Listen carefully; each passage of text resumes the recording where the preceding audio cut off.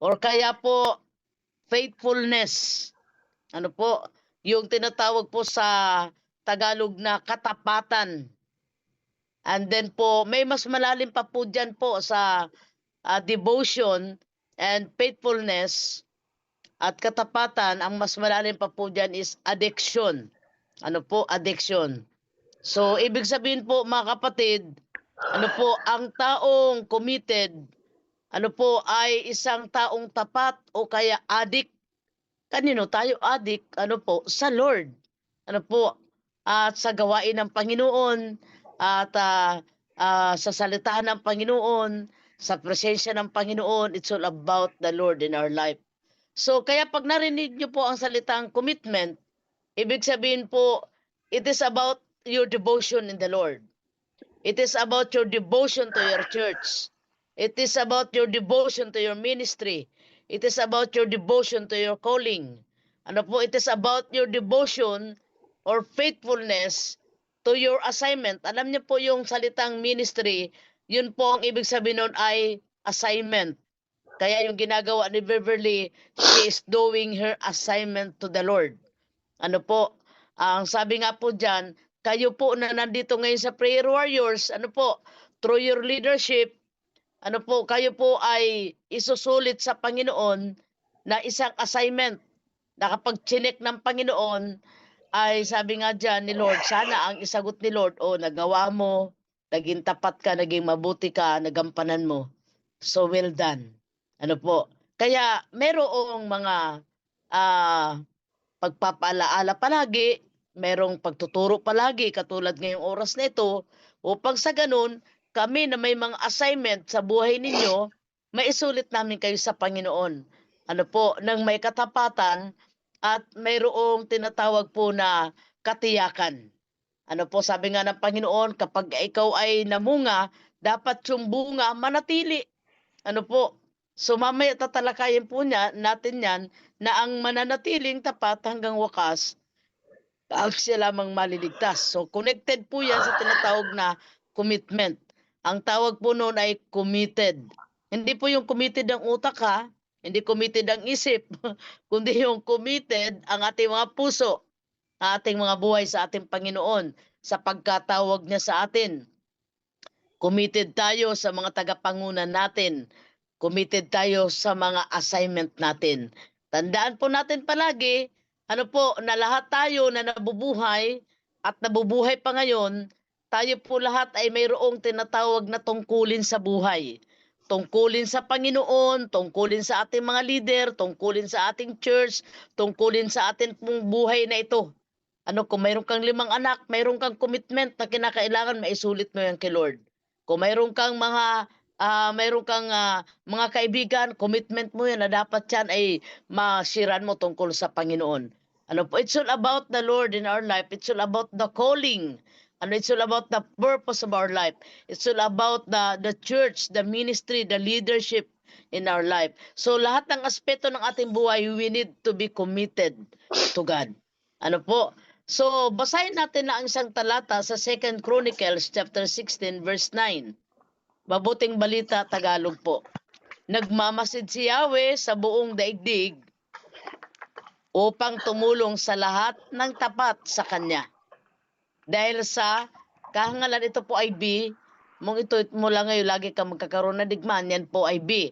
Yung A, nagmamasid si Yahweh sa buong daigdig upang tumulong sa lahat ng tapat sa Kanya.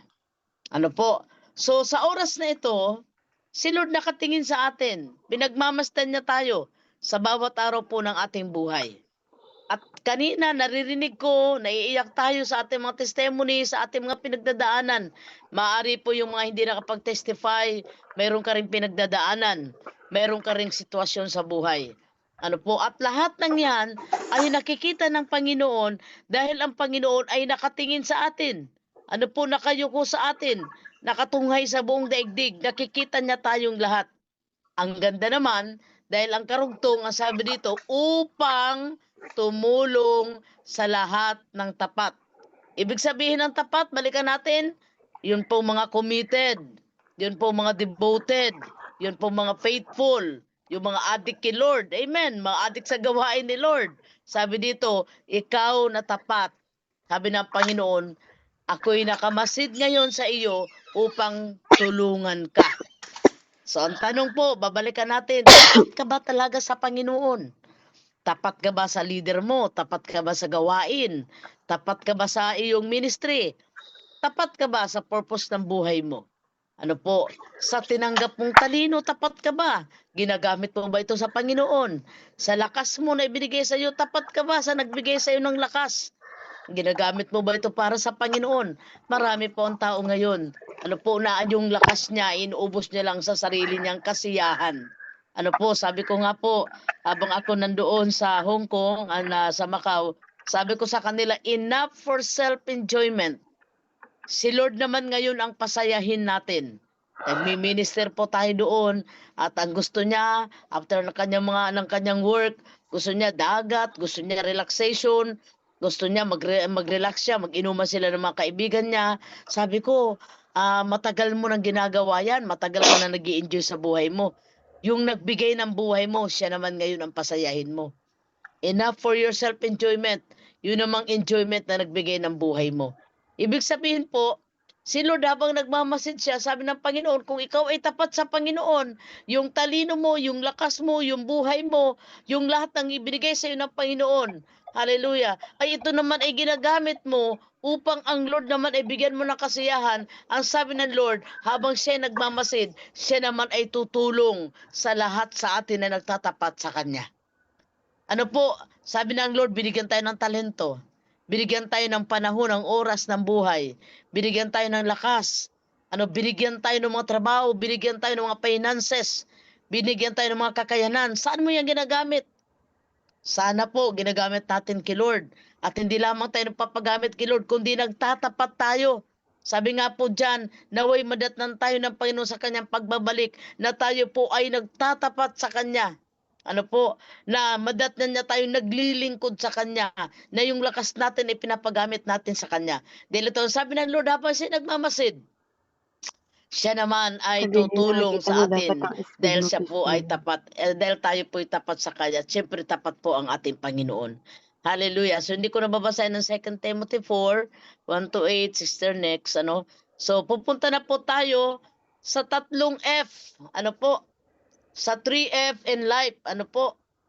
Sabi po dito, sige, basahin natin yung Galatia at 2:20. Sige po, yung Galatia 2:20. Babalikan natin Galatians 2:20. Okay? Sabi dito, kaya hindi na ako ang nabubuhay ngayon, kundi si Kristo na ang nabubuhay sa akin. At ang buhay ko ngayon sa katawan na ito ay ikinabubuhay ko sa pamamagitan ng pananampalataya sa anak ng Diyos, na nagmamahal sa akin at naghandog ng kanyang sarili para sa akin. Okay, meron po ako dito inihanda na King James Version. I am crucified with Christ. Nevertheless, I live. Yet not I, but Christ liveth in me. In the life which now I live in the flesh. I live by the faith of the Son of God, who loves me and gave Himself for me. Sabi po dito, kung ako ngayon nabubuhay, hindi na ako nabubuhay sa aking sarili. Kundi ako'y nabubuhay na para kay Kristo. At ang buhay ko na ito sa katawan na ito sa pamamagitan ng pananampalataya, ito'y sa Diyos na nagmahal sa akin at naghandog ng kanyang buhay para sa akin. Namatay si Lord para sa atin. Ibinigay niya ang buhay niya para sa atin. So ano naman po ang ating ganti? Ano naman ang ating ginaganti ngayon? Sabi nga po dyan, sana na isuko na natin ang ating mga buhay kay Lord.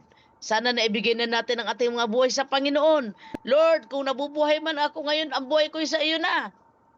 Panginoon, hindi na laging iniisip ko ay sarili ko. Hindi na laging ang iniisip ko, Panginoon, ay pansarili na lamang. Kundi, Panginoon, ang buhay na ito ay sa iyo na. Yet not I, but Christ liveth in me. So, kaya nga po, alam nyo, ito ang isa sa impartation na gusto kong i-share sa inyo. Ako po ay maedad na, matanda na ako, may 5 na akong apo. Pero when it comes to mission, when it comes to sharing the Word of God. Amen. Bumibitin pa po ako sa mga bus. Amen. Tumatayo po ako sa mga biyahe. Malakas na malakas po ako pag ako ay papunta sa gawain ng Panginoon. Lalo tigit sa pagbabahagi ng salita ng Panginoon. Bakit? Hindi na kasi ito yung buhay kong ito. Hindi na ito sa akin. Ang buhay kong ito, nang isinuko ko ito kay Lord, sa Kanya na ito. Kung anong gusto niya, kung ano ang nais niya, yun ang mangyari sa aking buhay.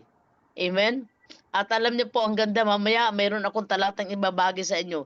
Dahil sa pagtatapat natin sa Diyos, ang sabi sa talatang yun, mamaya babasahin natin, kaya tayo hanggang ngayon nabubuhay pa.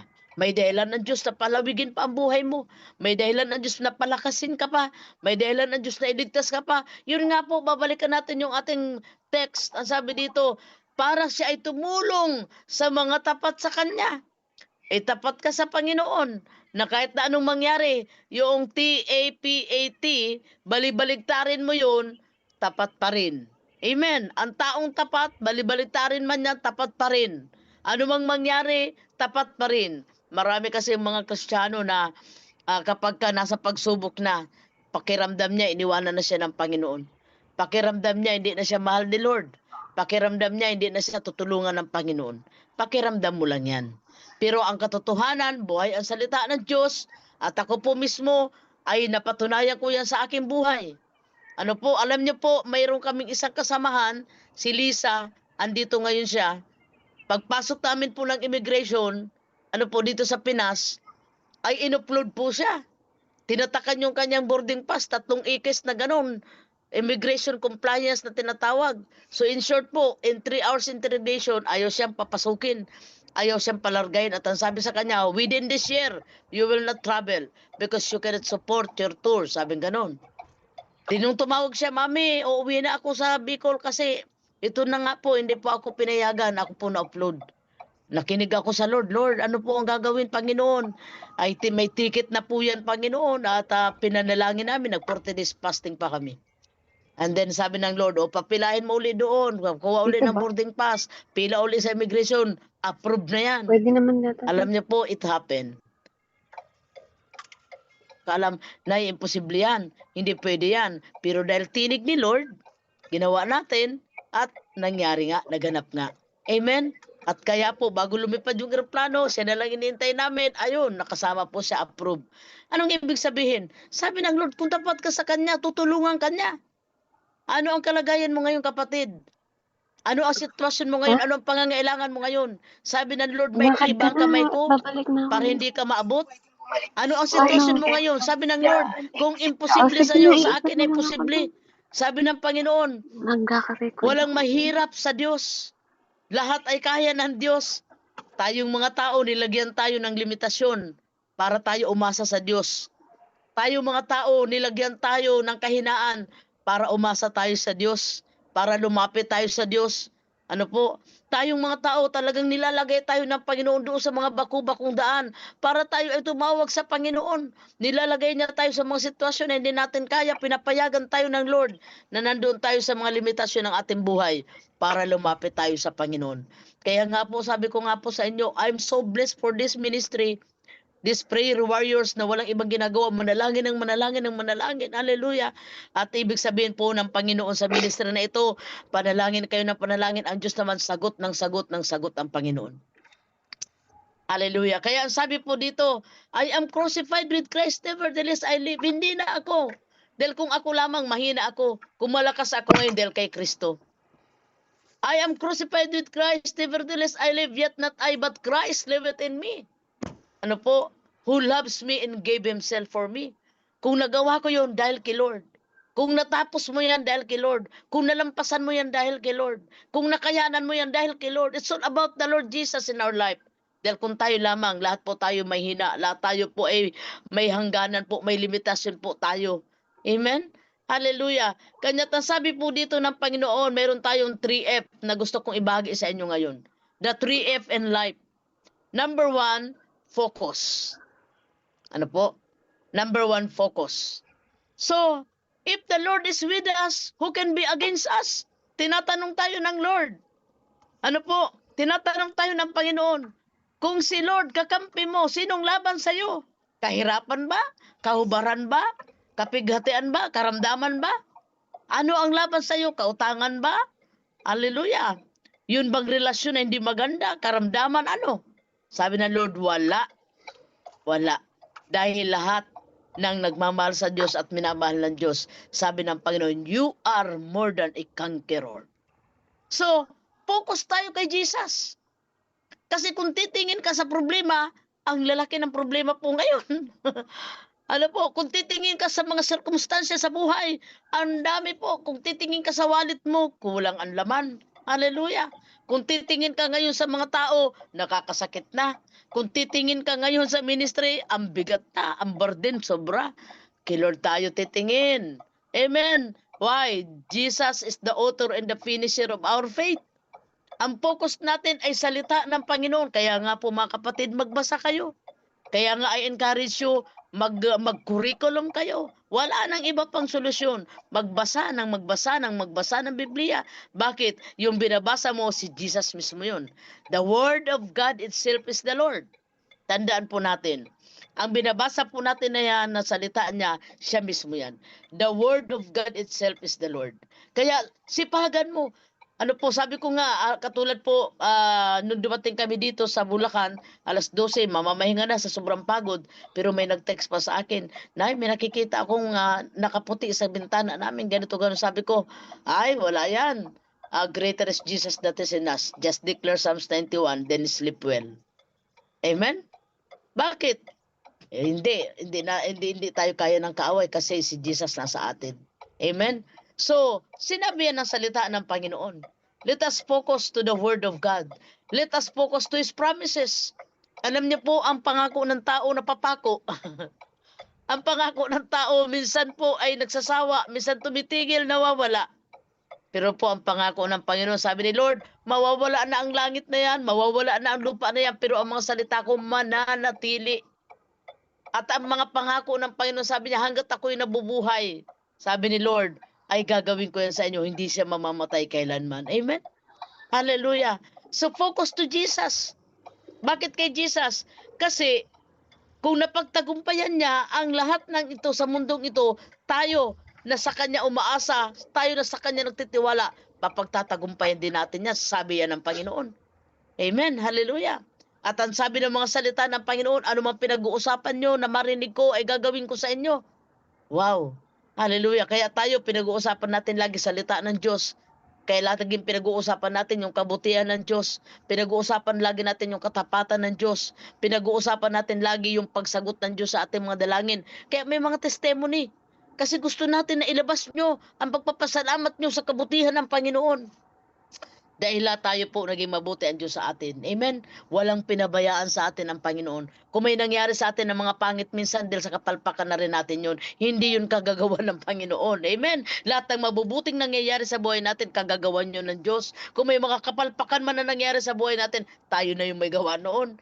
Hello? Pero still, nariyan pa rin ang pag-abot ng Lord. Kapalpakan na natin yun. Tayo na nag-fail doon. Inaabot pa rin tayo ni Lord. Tinutulungan pa rin tayo ng Panginoon. Inaahon pa rin tayo ng Lord. Because that is the promise of God to us. So let us focus to His Word. Let us focus to His promises. Huwag kang titingin. Huwag mong pansinin. Tinutorture ka ng kaaway. Sinasabi sa'yo na hindi mo kaya. Sinasabi sa'yo na imposible yan. Sinasabi sa'yo mahina ka. Pero baligtarin nyo ng Panginoon. Ano sabi ng Lord? Yung I can't na habit, I can't. Sabi ng Panginoon, I can do all things through Christ who strengthen me. Sa mundo, I can't. Yung sitwasyon, I can't. Pero pag kay Jesus ka tumingin, I can do all things through Christ who strengthen me. Yung imposible, ano po, pag tinignan mo, imposible na yan, titino pa. Minsan tinitingnan natin gano'n, imposible na ako'y makabalik ng work. Imposible na ako'y umahon pa sa kahirapan. Ano ang sabi ng Lord? Nothing is impossible to those who trust God. Nagtitiwala ka ba sa Panginoon? O nagtitiwala ka sa sarili mong lakas? Pag sa sarili mong lakas, mahirapan ka, mabibigo ka. Dahil ang sabi ng Panginoon, nothing is impossible to those who trust God. So some boast in horses, some boast in chariots, but we will boast in the name of the Lord. Aasa tayo hindi sa mga charges, aasa tayo hindi sa mga trabaho, hindi tayo aasa sa mga income sa mga tao. No, never. Umaasa tayo sa Diyos. At ang Diyos na inaasa natin, kailanman hindi nawawalan. Hallelujah. So focus on Him. Hallelujah. Huwag sa mga problema, huwag sa mga kahinaan, huwag sa pangit. Hello, hallelujah. Huwag doon sa mga problema ng buhay. Let the problem themselves. Amen? Hallelujah. May Diyos tayo, mga kapatid. Nakita nyo ako, nung June, diniklara ako, mayroon akong brain tumor. Ay, wala na akong pakialam. Bukol ka lang, may Diyos ako. Diretso po ako sa ministry, diretso po ako sa mga speaking ko, naglilihans ako ng mga karamdaman habang ako diniklara ng doktor na ako may tumor. Bakit? Dahil ang sabi ko sa Lord, Lord, bahala ka sa akin. Buko lang yan. Pero may Diyos ako, ikaw yun.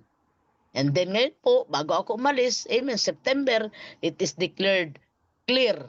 Hindi lumiit, kundi yun ay clear. Nawala, naglaho. Bakit? Kaya ni Lord yan eh. Amen? Anong sitwasyon mo ngayon? Kaya yan ni Lord. Problema lang yan, finances lang yan, relasyon lang yan, may Diyos tayo, kaya yan ni Lord. Focus on Him. Number 2, fight. Amen. Fight a good fight of faith. Hallelujah. Laban lang, may Diyos tayo. Hallelujah.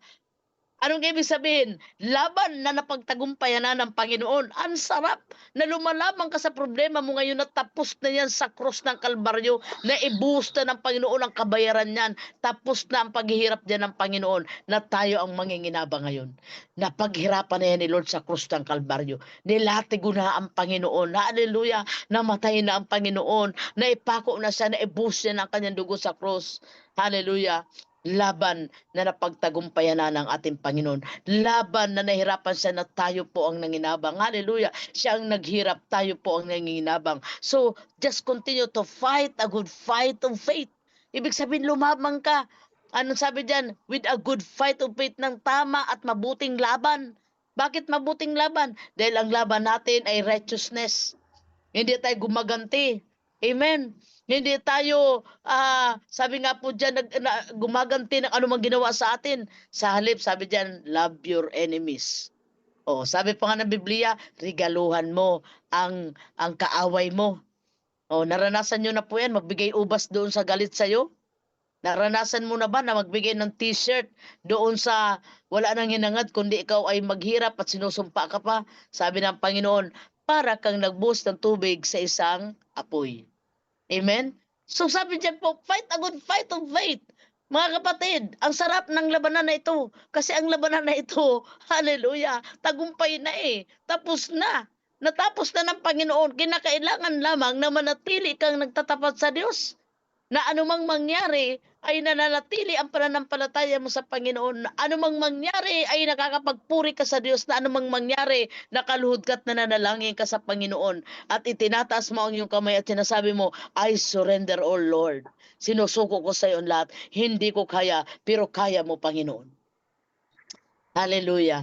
So fight a good fight of faith. Amen? Anong ibig sabihin po ng atin pong pinakatima ngayong gabi?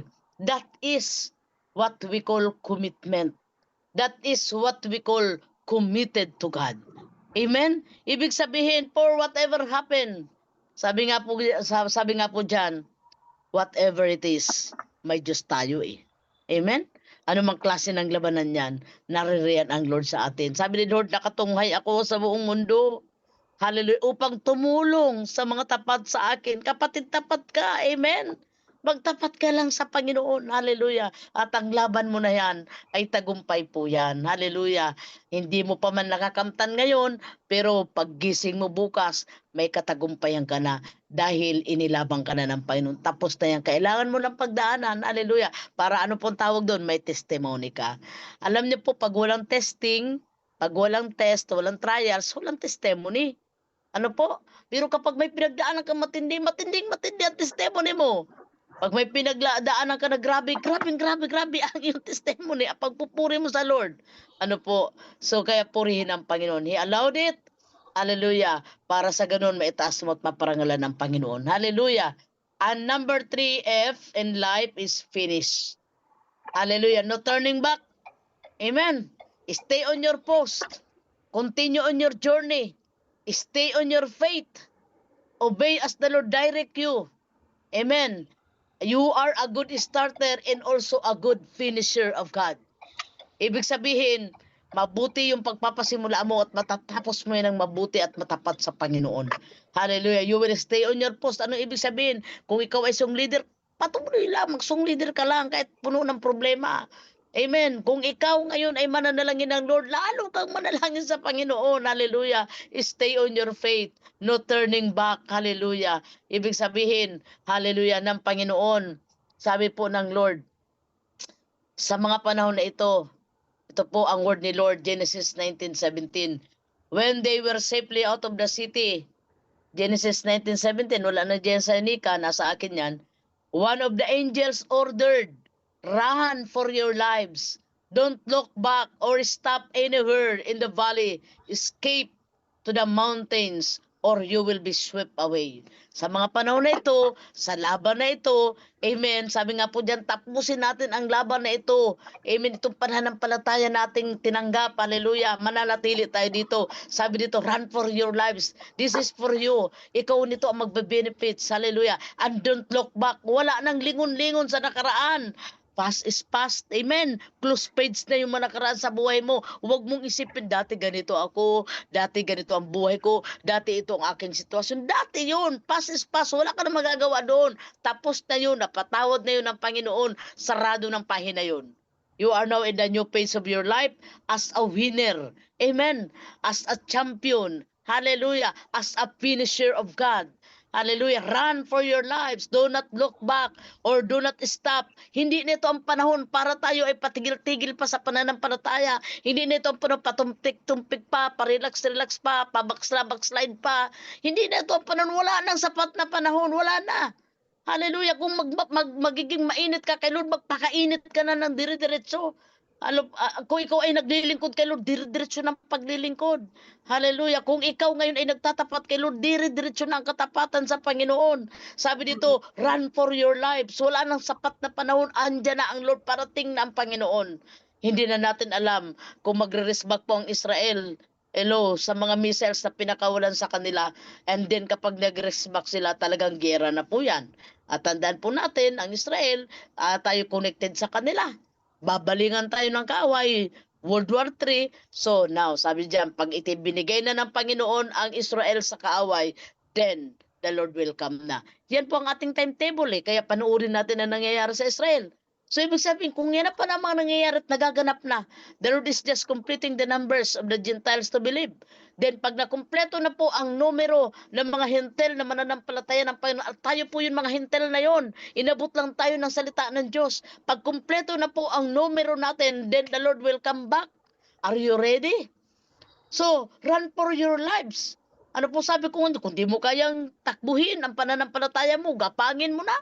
Hallelujah. Kung hindi mo kayang gapangin, hallelujah, magpatuloy ka lang kahit dandahan. Tandaan natin lagi, ang buhay pananampalataya, ang buhay paglilingkod, hindi kompetisyon, hindi comparison. Ano po, naikukumpara mo ang iba sa iyong sarili o ikukumpara ka nila sa iyo.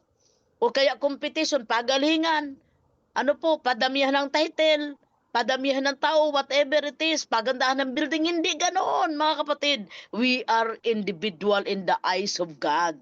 Hallelujah, nakatingin ang Lord sa bawat isa sa atin, sa mga puso natin. Kaya kung sinimulan mong may katapatan ang pananampalataya at paglilingkod mo, tapusin mo ng may katapatan ang pananampalataya at paglilingkod mo. Naglilingkod ka hindi sa tao, kundi sa Diyos. Hallelujah.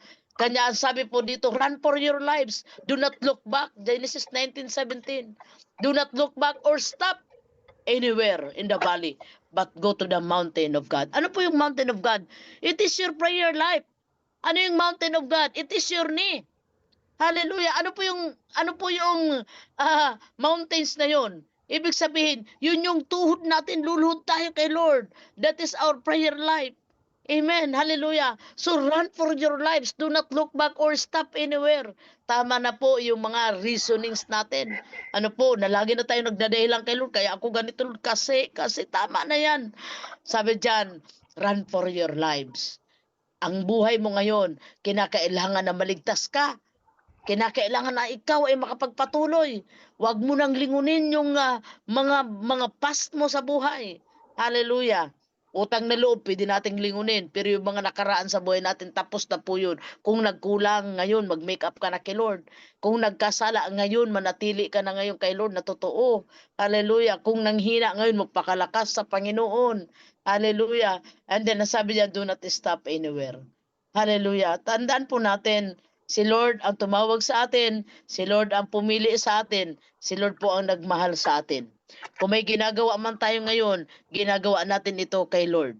Hindi natin ito ginagawa sa tao. Kaya kung ikaw ngayon ay puro reklamo, kung ikaw ngayon ay puro ka lang murmuring and complaining, you are doing it to the Lord. Ano po, hindi sa leader mo yung ginagawa. Alam nyo ngayon, ang sakit ngayon ng maraming Kristiyano.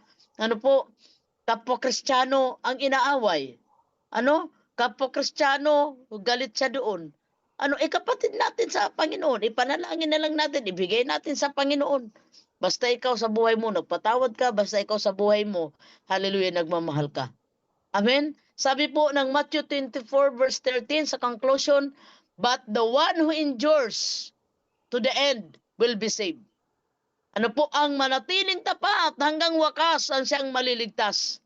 Magtapat lang tayo hanggang wakas dahil we need to be saved. Amen po ba? Ay kung hindi tayo mananatili hanggang sa wakas at titigil na tayo, paano na tayo mga kapatid? Ano po? Paano na tayo kapag tayo po ay tumigil? Kaya sabi ng Matthew 24 verse 13, sabi po dyan, but the one who endures to the end will be saved. So manatiling tapat lang. Amen. And then Deuteronomy chapter 4 verse 4, ngunit kayong nananatiling tapat kay Yahweh na inyong Diyos ay buhay pa hanggang ngayon. Gusto nyo ba ng long life? Dinideclare natin ang Psalms 91 that with long life, the Lord will satisfy us and give us salvation. Sabi dito, Deuteronomy 4:4, ngunit kayong nananatiling tapat kay Yahweh na inyong Diyos ay buhay pa hanggang ngayon. Alam niyo po, yung mga backslider, yung mga tumuhog sa atin, mga sumaksak sa likod natin, ang iba nawala na, namatay na. O ikaw, natatapat ka kay Lord, kahit duguan ka, kahit sugatan ka, nananatili ka kay Lord, tapat ka sa Panginoon, buhay ka pa hanggang ngayon. Sabi ng Deuteronomy 4:4 yan, dahil nanatili kang tapat sa Panginoong Diyos, kaya hanggang ngayon buhay ka pa. Deuteronomy 4:4. 2 Samuel 22 verse 26, sa mga taong tapat, ikaw rin ay tapat o Diyos. Hallelujah! At ang sabi diyan, sa mga matuwid, matuwid kang ganap. So kung tapat ka sa Lord, tapat lalo tigit ang Diyos sa iyo. Mga awit 32 verse 6, kaya ang tapat sa iyo ay dapat manalangin. Mga kapatid, huwag kayong magsasawa sa inyong prayer life, sa inyong ministry of prayer. Kasi ang sabi dito ni Lord, Psalms 32 verse 6, kaya ang tapat sa iyo ay dapat manalangin. Sa oras ng kagipitan, ikaw ay tawagin at sa bugso ng baha, hindi sila aabutin. Hallelujah. Marami na pong mangyayari pa. Marami ng kaganapan pa. Itong mundong ito, this is going worse to worse. Pero yung mga tapat sa Panginoon ay ipipreserve ng Diyos. Iingatan ng Panginoon. The word preserve. Hallelujah. Kaya sabi dito, kung ikaw ay tapat sa Diyos, manalangin ka. Sa oras ng kagipitan, ikaw ay tumawag sa Kanya at sa bugso ng baha, hindi ka aabutin. And last verse, Psalms 21 verse 14, ang sabi ng Diyos, ililigtas ko ang mga tapat sa akin at iingatan ko ang sinumang ang taong ako'y kikilanlin. Amen. So remain faithful to God. Stay committed to God. Stay devoted to God. Amen. Wala nang panahon pa para tayo po ay magpatumpik-tumpik pa, magtamad-tamaran pa. Ano po, at paalis-alis pa, patampo-tampo pa. Wala na, nasasayang ng panahon. Kunti lang na rebuke, nasasaktan ka. Kunti lang na pagtutuwid, ayaw mo na. Paano na? Darating na si Lord. Be committed. Ano to God. Committed to your leader. Committed to your calling. Committed to your ministry. Amen. Ang sarap kaya ng mga taong naglilingkod kay Lord na hindi mo na kailang utusan. May pagkukusa na kasi committed ba? Amen? Ibig sabihin, you are faithful, you are devoted, you are addicted. Hallelujah. Ibig sabihin, ikaw ay tapat, balibaligtarin ka man, mananatili kang tapat hanggang dumating ang Panginoon. May the Lord, amen, come, and when the Lord comes, the Lord find you faithful. Amen? Sana pag dumating ang Panginoon, madatnang kang nagtatapat ka sa lahat ng aspeto ng iyong buhay. Tapat ka sa Diyos, tapat ka sa iyong leader, tapat ka sa iyong ministry, tapat ka sa iyong mga assignment, tapat ka sa iyong calling at mga talents, tapat ka sa iyong paglilingkod at sa iyong pananampalataya sa Panginoon. Yun ang pangako sa atin ng Panginoon. Tutulungan niya tayo dahil tayo ay nagtatapat sa Kanya. Tanggapin nawa natin sa oras nito ang tulong na nagbubuhat sa Diyos. Amen. Dahil sabi ng Panginoon, nagtapat naman tayo sa Kanya. At ito ang sabi ng Panginoon sa atin, hallelujah, in this message, hallelujah. Dahil tapat ka sa Lord, manalangin ka lang ng manalangin. Dahil ang sabi ng Panginoon, ikaw ay diringgin ng Panginoon. Sa panahon ng kagipitan, pag tumawag ka kay Lord, hallelujah, ikaw ay diringgin ng Panginoon. This ministry, hallelujah, is answered prayer ministry. Amen. Yun ang sabi ng Lord, Psalms 32 verse 6. Dahil ikaw ay tapat kay Lord, manalangin ka lang. Kaya sa oras na iyong kagipitan, sa oras ng iyong sitwasyon, kung ano man yung iyong pagdadaanan, sabi ni Lord, ikaw naman ay diringgin ng Lord. To the rescue ang Panginoon. Nariyan ang Lord. Available palagi ang Lord sa ating mga buhay. Amen. Kung nagkakasala, umingi ng tawad. Kung nagkukulang, umingi ng tawad. Bumalik lang na bumalik sa ating Panginoon. Amen. Huwag aalis. Huwag nang titigil. Huwag nang tatalikod. Huwag nang manghihina. Huwag nang manlulupaypay. Tama na yung mga pagtatampo. Tama na yung ika nga po ay pagiging emotional. Tama na. Amen. Just be committed to God. Just be faithful to God until He comes. Amen. And receive the promise of the Lord ngayon na sabi ni Lord, tutulungan ka niya. We receive it, Lord. Salamat, Panginoon, sa iyong mensahe. We receive your help. We receive your answered prayer. We receive it, O God, all your promises right now, Lord. Now I am praying to everyone, O God, the spirit of commitment, Lord, the spirit of faithfulness, being loyal to you, being loyal to their calling, being loyal to their leaders, Lord, being loyal, O God, to what they receive from you. And Lord, right now, O God, every one of us, Lord, na nakikinig ngayon, O God, ibuhos mo, Lord, ang pangako mo ngayon, Panginoon, na tulong dakilang Diyos. Tulong financial, tulong na kagalingan, tulong, Lord God, sa emotional, tulong sa mga relasyon, tulong sa mga pamilya, tulong sa mga trabaho, tulong sa lahat ng aspeto ng buhay. We receive it, O God, right now with the seal of the Holy Spirit. Salamat sa iyong mayamang mensahe, and our commitment, it is to you. It's only to you, O God, to our leader, to our ministry, to our pastor, to our calling, to every aspect of our life. Hallelujah. Dahil ikaw ang nakatingin ngayon sa amin, kaya ikaw po ang aming sinusukuan ng aming sarili at aming pinagbibigyan ng aming commitment, Panginoon. We are committed to you, Lord God, because you are committed unto us, Lord. And your promise, O God, is true, and it will happen to us. It will manifest to us, Lord. We receive it, Lord, sa iyo ang papuri at kapasalamatan. In the mighty name of Jesus, we pray. Amen and amen.